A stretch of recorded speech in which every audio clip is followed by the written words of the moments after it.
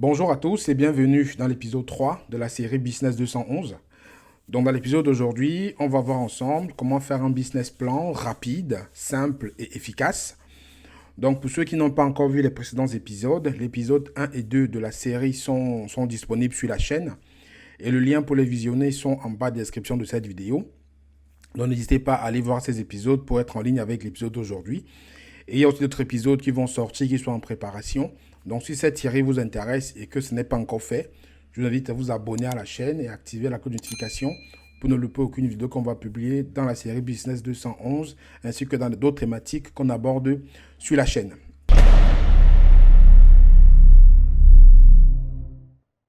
Donc déjà, en parlant du business plan, je pense que tout le monde est convaincu de l'intérêt du business plan. Mais si vous posez encore des questions, pourquoi faire un business plan?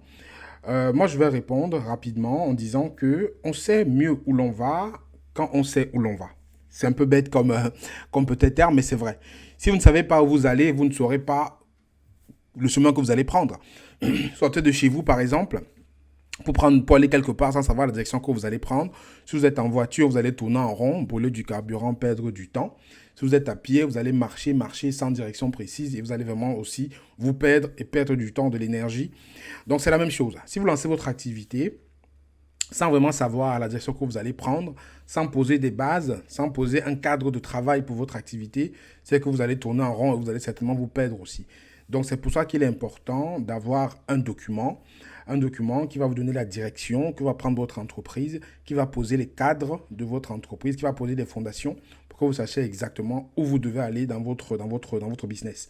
Donc c'est l'intérêt de faire un plan d'affaires ou un business plan. Maintenant, ici, je ne parle pas d'un business plan qui va prendre des plombes à faire, qui va vous prendre des journées, voire souvent des mois pour certains à faire. Je ne parle pas du gros document qui fera 24 pages ou 30 pages que vous devez bouquiner pour faire, que vous devez faire des études de marché, à pas dormir la nuit pour faire, non. Je parle d'un document simple qui va vous prendre facilement 1 à 2 heures max, voire un peu plus suivant là où vous vous trouvez dans votre projet pour être réalisé. Donc l'outil que je vais vous présenter aujourd'hui, c'est un outil en fait que j'utilise beaucoup. C'est un outil que je recommande à beaucoup de personnes d'utiliser aussi. C'est un outil que j'applique pour tous les projets que j'accompagne. C'est un outil qui est simple, qui tient sur un papier A4 et qui présente en fait toute une cartographie de votre business. Donc c'est un outil qui est très simple à utiliser et moi je le recommande vraiment. Donc je ne parle pas aujourd'hui du business plan qui va avoir toutes les parties que l'on connaît, le business plan qui va avoir toute la partie stratégie, la partie marketing, la partie études de marché, la partie finance, bilan à 3 ans et tout ça. Non, non. Tout ça, je pense pas, pour ma part, je ne pense pas que c'est nécessaire quand on commence un business de faire ça. À moins qu'on veuille aller chercher des financements ou peut-être des partenaires, ça a peut-être un sens. Mais pour lancer son activité, ce n'est pas nécessaire de partir dans une si grosse étude parce que c'est chronophage déjà de 1 et je pense que ce n'est pas approprié. Donc l'outil que je vais vous présenter aujourd'hui, c'est un outil qui est approprié à mon avis pour des entreprises qui démarrent ou qui sont en phase de démarrage ou pour ceux qui sont déjà en cours d'activité mais qui n'ont pas bien dirigé leur business dans le départ. L'outil d'aujourd'hui, c'est un outil qui est fait pour vous. Et vous devez prendre le temps pour le remplir et ça doit être rapide.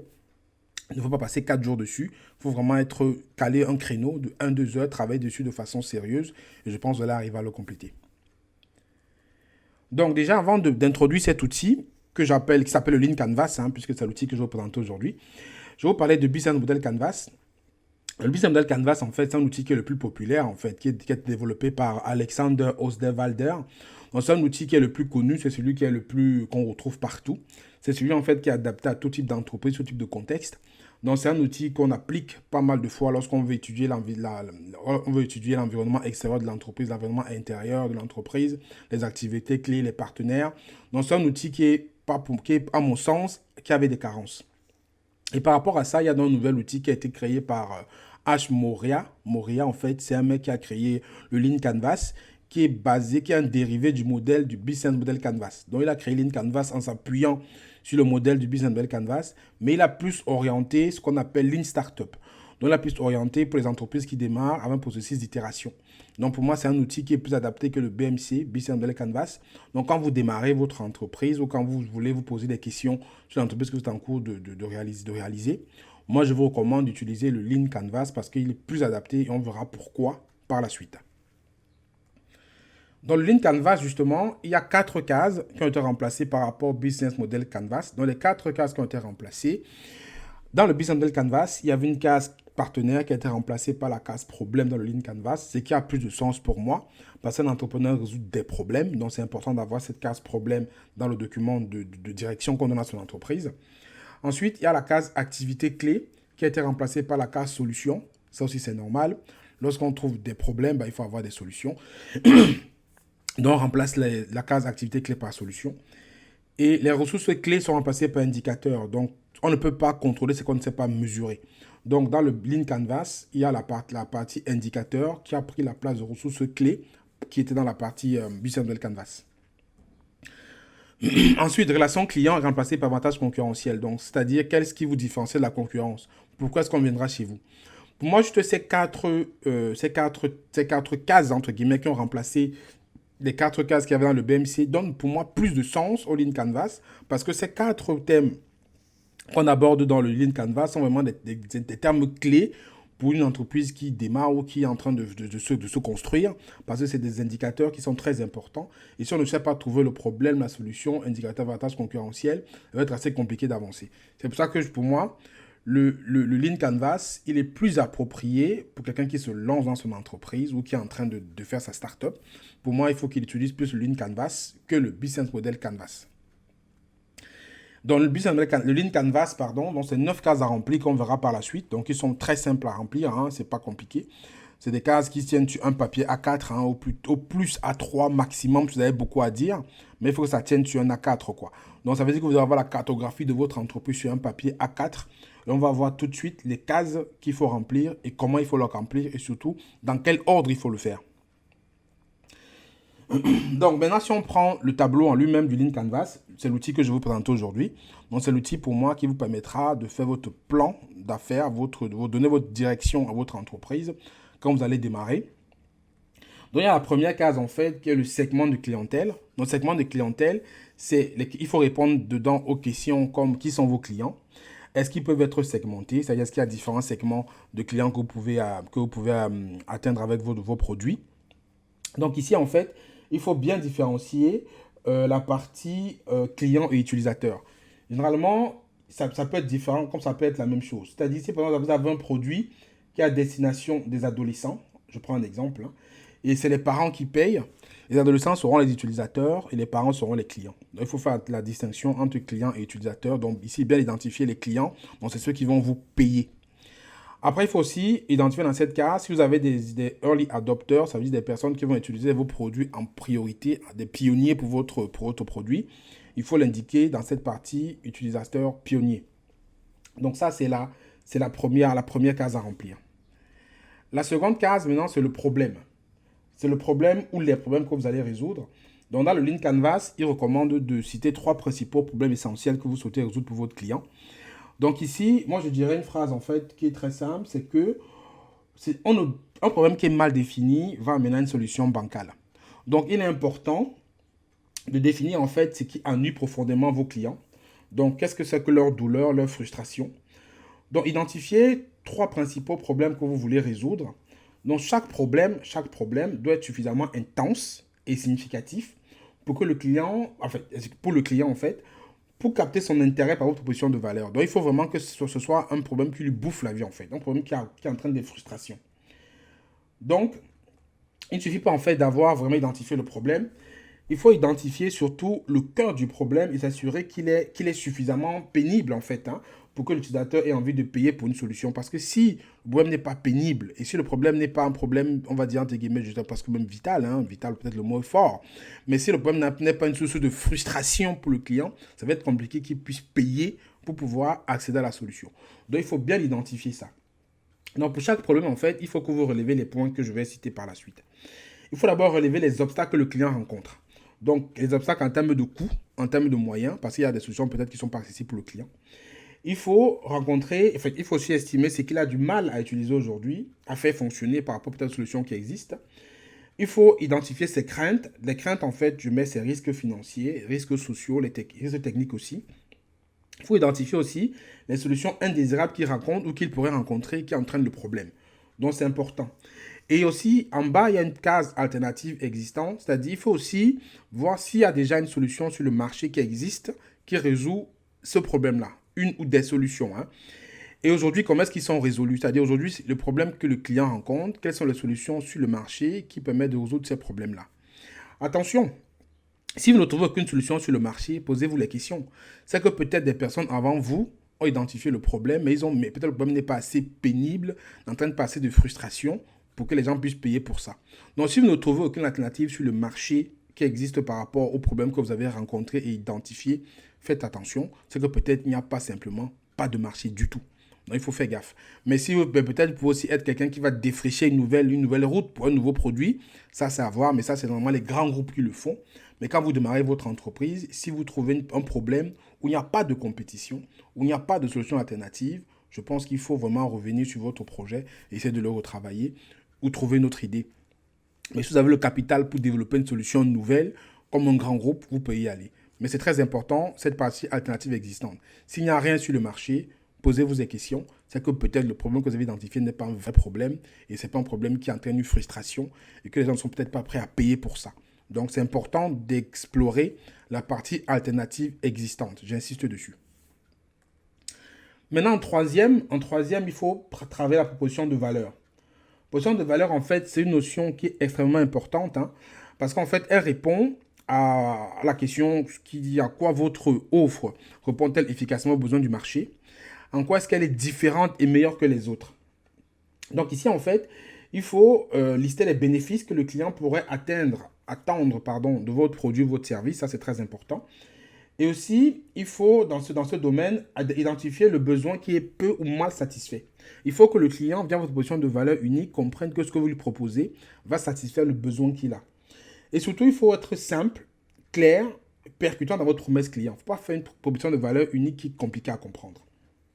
Il faut aussi, à ce niveau, parler sur votre slogan. Donc, votre slogan, en fait, c'est votre pitch. Donc, c'est le pitch que vous allez vous introduire votre projet à tout le monde qui veut l'entendre. C'est le pitch avec lequel vous allez présenter votre projet, votre entreprise. Donc, c'est important de travailler ces deux aspects dans la case 3. Donc, travailler la position de valeur unique, ce qui fait que vous êtes différent des autres, ce qui fait que vous résolvez le problème des gens. Qu'est-ce qui fait que vous résolvez le problème des gens? Quelle est la valeur que vous apportez aux gens avec votre solution? Et ça va aussi définir votre pitch. Et pour terminer, ce truc aussi, la position de valeur unique, c'est souvent un processus itératif. C'est pas simple de la trouver. Souvent, il faut faire plusieurs itérations pour trouver la bonne position de valeur unique, donc travailler un peu dessus. Et il faut aussi, en fait, trouver quelque chose qu'on ne peut pas copier, difficile à copier. Il faut trouver quelque chose aussi qui est percutant et précis. Et qui est aussi qui est scalable, c'est-à-dire, en fait, qui peut s'adresser à beaucoup plus de personnes que votre site pour qu'on puisse bien comprendre de quoi vous parlez. Donc ça, c'est la troisième case que vous devez remplir dans le Lean Canvas. La quatrième case, maintenant, c'est la solution. Donc maintenant, ne confondez pas la solution avec la position de valeur unique. Ici, vous devez répondre à la question, quelles sont les 3 principales solutions apportées par votre offre pour répondre aux problèmes, aux besoins de votre client. Donc, quelle est la solution que vous apportez? Et en fait, ici, il faut identifier 3 solutions essentielles, je dis bien essentielles, en termes de fonctionnalité, de produits ou de services. C'est ça qui va vous permettre de construire votre proposition de valeur. Donc, ça veut dire une solution pour chaque problème rencontré. On a dit 3 problèmes, il faut 3 solutions en face. Ça, c'est très important. Et il ne faut pas, en fait, vous complaire, c'est-à-dire vous mettre dans une zone de confort, de juste identifier les fonctionnalités, c'est-à-dire le quoi et le comment. Il faut aussi travailler sur le pourquoi. Le pourquoi cette solution va résoudre le problème des clients que vous avez rencontrés.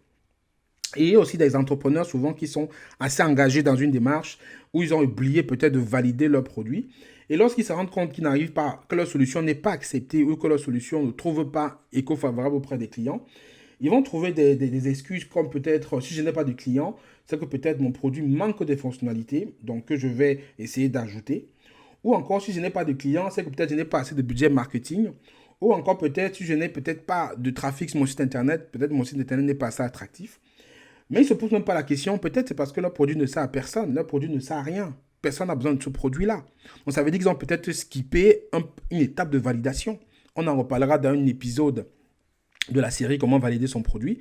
Donc c'est important que la solution soit quelque chose d'intéressant. Et moi je dis même que souvent il faut, dans les premiers stades de votre projet, remplacer solution par hypothèse. On va faire des hypothèses jusqu'à trouver les bonnes solutions. Ça, c'est important de pouvoir identifier ça. Dans la solution, on peut peut-être pas la trouver tout de suite. Vous pouvez faire quelques hypothèses. Et donc, quand on verra le processus de validation, on en reparlera. Et c'est là où vous pouvez maintenant trouver la bonne solution qui va répondre vraiment aux problèmes des clients que vous avez identifiés. Maintenant, en quatrième lieu, c'est les canaux. Donc, en cinquième lieu, pardon, en cinquième case à renseigner, c'est les canaux. Et les canaux, en fait, c'est le chemin d'accès aux clients. Ici, on va parler d'inbound et outbound marketing. En fait, c'est-à-dire comment est-ce que vous accédez à vos clients ou comment est-ce que les clients viennent vers vous. Et aussi, quels sont les temps forts de la relation client. Comment est-ce que vous interagissez avec vos clients tout le long du processus de vente. Donc, ça, c'est important. Donc, ici, vous allez lister, en fait, tous les canaux de communication, de distribution que vous allez mettre en place pour vos clients, que ce soit online ou offline. Donc ça marche dans tous les cas de figure. Et aussi, en fait, comment est-ce que, ici en gros, c'est quoi? C'est définir comment est-ce que votre offre va atteindre votre client. Comment est-ce que vous allez ramener votre produit chez votre client? Comment est-ce que votre client va écouter que vous existez, va savoir que vous existez? Donc c'est ici qu'il faut renseigner ça. Et comme j'ai dit là, il faut séparer en deux catégories, pardon. C'est qu'on a en deux catégories. Il faut partir de la partie ce qu'on appelle inbound. Donc, inbound, en fait, c'est-à-dire que vous, en tant qu'entreprise, vous développez une stratégie de contenu afin d'intéresser vos clients. Ça peut être des blogs, ça peut être une page YouTube, ça peut être un podcast, des webinaires. En fait, tout ça, c'est du inbound. Après, ce qu'on appelle le outbound. Le outbound, en fait, c'est-à-dire vous menez des actions marketing promotionnelles, publicitaires, telles que des campagnes emailing, des SMS, des AdWords ou des publicités. Donc, c'est deux moyens différents d'accéder à vos clients. Il faut que vous identifiez ça dans la partie canaux, que ce soit du outbound ou du inbound. Donc, outbound, pardon, inbound. Donc, ça, c'est deux stratégies, deux thèmes marketing. Donc, vous devez identifier celui que vous allez employer dans la partie canaux. Ne vous inquiétez pas, aujourd'hui, je présente dans la vidéo tous les segments, mais dans la vidéo, vous aurez le modèle que vous pourrez télécharger pour renseigner. Et vous aurez des exemples aussi que je vais mettre. Je ne parle pas d'exemples ici parce que ça va faire une vidéo très longue, mais vous aurez des exemples pour lesquels vous pourrez vous inspirer pour faire votre propre ligne canvas pour votre idée.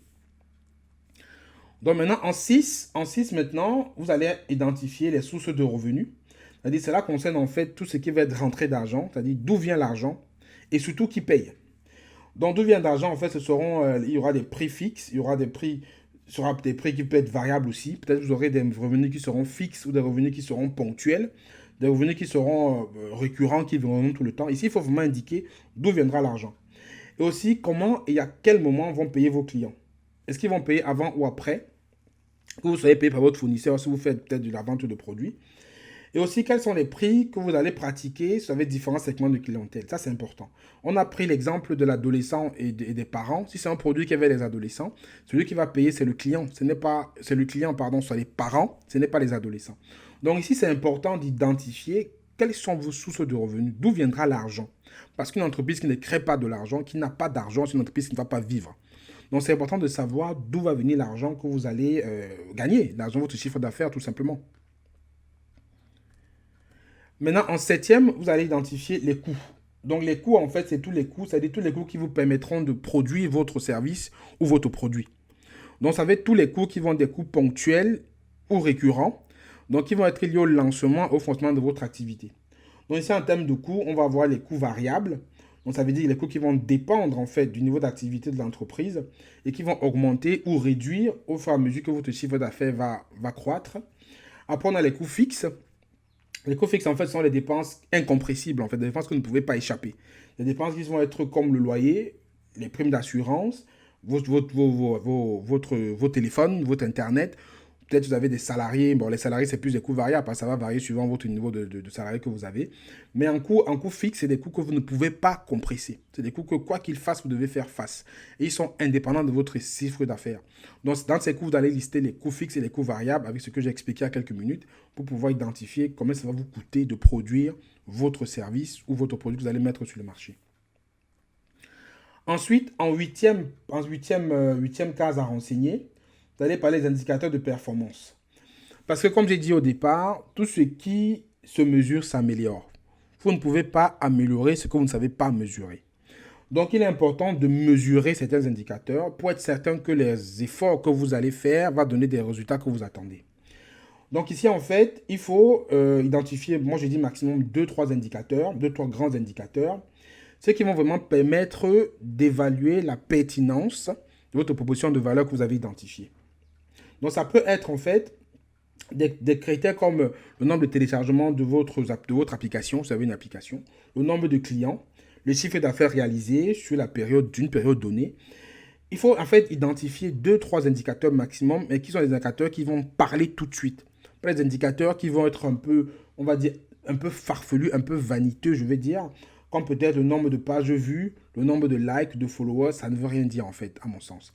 Il faut vraiment des trucs qui sont précis, qui vous permettent d'être sûr que les efforts que je fournis donnent de réels résultats.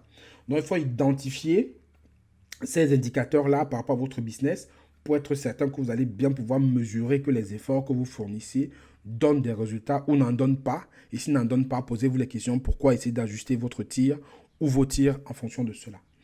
Et il faut éviter en fait des trucs comme notre entreprise fait 400% de croissance en 3 mois. Bon, si c'est 400% de zéro, ça fait zéro. Hein. Donc ça, c'est des trucs qui sont bateaux, qui ne fonctionnent pas. Donc c'est pour ça qu'il faut vraiment bien identifier les bons indicateurs pour pouvoir bien piloter votre entreprise plus tard. Et pour terminer, en 9, vous avez l'avantage concurrentiel. L'avantage concurrentiel, en fait, c'est quelque chose qui a été défini par H. Moria, c'est celui qui a fait ce modèle-là. Il a défini comme un avantage quelque chose qui ne peut pas être copié facilement ou acheté. Donc, c'est ça qu'il appelle l'avantage compétitif. Donc, en fait, il s'agit de ce qui vous distingue par rapport à la concurrence et qui va devenir une barrière à l'entrée. Donc, qu'est-ce que vous avez aujourd'hui en tant que londeur d'avance par rapport à la concurrence? Et comment est-ce que vous vous protégez d'elle? Si vous n'avez rien, bon, c'est pas très grave. Mais si vous en avez quelque chose, si vous avez quelque chose, il faut l'identifier et le marquer là. Il est toujours bien d'avoir, bien entendu, on est toujours unique, on a forcément quelque chose de différent de l'autre. Donc il faut que vous identifiez ce qui est différent de l'autre. Pour ceux qui sont déjà un peu avancés, l'avantage concurrentiel, ça peut être par exemple, on va dire quoi? Ça peut être par exemple le nombre d'abonnés que vous avez sur votre page. Peut-être que vous avez une page YouTube ou Facebook, vous avez beaucoup plus d'abonnés que les autres. Donc ça peut être un avantage concurrentiel qu'on ne peut pas copier. Ça peut être par exemple quelque chose comme les clients qui achètent déjà chez vous. Ça aussi c'est quelque chose peut-être que vous ne pouvez pas, qu'ils ne peuvent pas copier tout de suite. Vos clients sont vos clients. Vous avez des clients, c'est un avantage compétitif par rapport aux autres. Donc vous avez une référence naturelle qui fonctionne. Vous avez un SEO qui est très bon par rapport à vos concurrents. Vous avez peut-être aussi une équipe avec qui vous travaillez qui est particulière, qui est très bonne, qui est différente des autres. Ou peut-être un savoir-faire, peut-être un brevet, quelque chose qui vous différencie des autres. Donc, c'est ça qui est important, d'identifier l'avantage compétitif. Et après, peut-être, vous avez aussi peut-être une expérience client qui est unique. Vous avez un parcours client qui vous identifie, qui est différent de tous les autres. Bref, dans cette case-là, marquez selon vous, quand vous aurez analysé la compétition, qu'est-ce qui vous différencie? Qu'est-ce qui fait en fait que vous êtes différent de la concurrence? Et comment est-ce que vous protégez d'elle? Ça, c'est très important. Donc, voilà les 9 cases du Lean Canvas qu'on a vu ensemble, que j'ai essayé d'expliquer. C'est un truc qui peut prendre beaucoup plus de temps que ça, mais j'ai essayé d'expliquer ça avec les termes simples, avec du questionnement surtout, pour que vous puissiez aussi, vous, pouvoir le réaliser facilement. Donc, comme j'ai dit, ce modèle est en téléchargement gratuit dans la vidéo, dont le lien est en description. Donc, allez-y, téléchargez-le. Ou si vous n'arrivez pas à le télécharger, laissez-moi votre email et je vais vous l'envoyer. Il y a des exemples aussi qui seront disponibles pour que vous puissiez voir comment ça se remplit et l'appliquer aussi, vous, à votre niveau. Maintenant, les gens me diront, je vois déjà les gens crier derrière leur écran, bon, le business model Canva, qu'est-ce qu'on fait? Est-ce qu'on le jette à la poubelle? Moi, je dirais non. Il reste utile. Le business model Canva, il reste utile parce que il vous permet en fait de décrire comment une entreprise crée, délivre et capture de la valeur. Donc, je pense que c'est deux trucs complémentaires. Après, comme on a vu, il y a les 4 cases qui sont différentes dans le Lean Canvas par rapport au business model Canvas. Mais le reste est plutôt cohérent. Le reste, ça se complète en fait. Hein. Donc, ce n'est pas à jeter à la poubelle. Vous pouvez l'utiliser toujours. Parce qu'il va aussi vous permettre de représenter votre organisation sous forme d'écosystème. Vous allez voir comment vous êtes ouvert à l'extérieur parce qu'il y a la partie partenaire clé, par exemple, qu'il n'y a pas dans le Lean Canvas qu'on va retrouver dans le Business Model Canvas. Il y a la partie ressources, les ressources que vous avez pour pouvoir réaliser votre produit qu'on ne va pas trouver dans le Lean Canvas, mais qui va être dans le Business Model Canvas. Donc, pour moi, ces deux outils sont complémentaires. Mais le Lean Canvas vous donne déjà de bonnes bases pour pouvoir démarrer votre entreprise et vous donne une bonne direction pour pouvoir réussir votre projet. Donc, comme j'ai dit, les modèles et les exemples sont disponibles en téléchargement gratuit. Donc, ils sont disponibles dans la description de la vidéo. Allez-y, les liens sont là. Vous pouvez les télécharger et commencer à les utiliser. Donc, je vais vous donner un modèle que vous pouvez renseigner tout de suite avec 2 exemples dans 2 domaines différents pour que vous puissiez bien voir comment est-ce qu'on remplit ce business model Canva. Il y aura un exemple pour un business en ligne, hein, digital, et un exemple de business qui n'est pas en ligne, qui est hors ligne. Donc, voilà. Donc, vous aurez ces deux modèles-là que vous pouvez faire. Donc, j'ai mis des modèles pour les personnes que j'ai accompagnées. Donc, ça veut dire que vous pouvez bien vous en inspirer. Donc, c'est en téléchargement. Allez-y, c'est gratuit. Regardez comment c'est fait pour pouvoir le copier aussi de votre côté. Donc, on arrive au terme de la vidéo, donc de l'épisode 3 de la série Business 211. J'espère que je vous ai apporté des éléments pour faire un plan d'affaires rapide, simple et efficace. N'hésitez pas à vous abonner pour les prochains épisodes qui vont sortir, si ce n'est pas encore fait, et d'activer la cloche de notification, parce que dès que ça sort, pour être notifié, vous devez activer la cloche. Donc faites-le, n'hésitez pas. Et il y a aussi d'autres vidéos sur la chaîne qui peuvent vous intéresser, des thématiques qu'on aborde qui sont en lien avec l'entrepreneuriat, l'investissement. Donc tout ça, n'hésitez pas à vous abonner sur la chaîne. Et surtout, j'insiste, partagez les vidéos au grand max parce qu'il y a beaucoup de personnes que ça peut intéresser. Donc ne soyez pas chiche, hein, partagez autour de vous parce que je pense que ce type de vidéo intéresse des personnes qui veulent se lancer. Ils ne savent pas souvent par où commencer. Ils peuvent trouver des réponses dans les vidéos qu'on a sur la chaîne. Donc je compte sur vous pour diffuser les vidéos au plus grand nombre de personnes autour de vous, dans vos réseaux Facebook, WhatsApp et partout où vous pourrez le faire. On arrive au thème de la vidéo. Je vous dis à très bientôt dans une prochaine vidéo. Prenez soin de vous. Ciao, ciao.